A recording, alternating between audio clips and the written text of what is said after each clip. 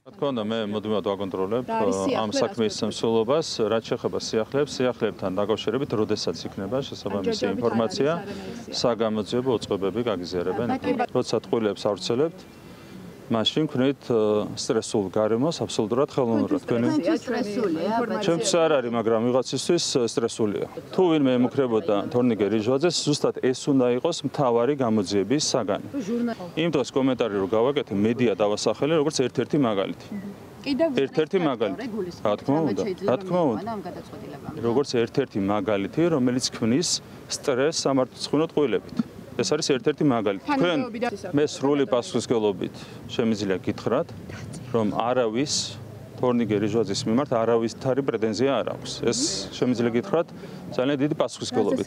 რაც შეეხება ბრალდებებს, მაგალითი გითხარით, საჯარო მაგალითი. ვინ აბრალებდა თორნიკე რიჟვაძეს იქ მფარველობას, რა ქვია, კანონიერი ქურდების თუ არ ვიცი როგორ იყო, ძალიან კარგი ურთიერთობები მქონდა ბოლომდე, მათ შორის მას შემდეგაც, რაც მან დატოვა თანამდებობა, რამდენიმე შეხვედრა მქონდა, ძალიან თბილი შეხვედრები ყოველ ჯერს.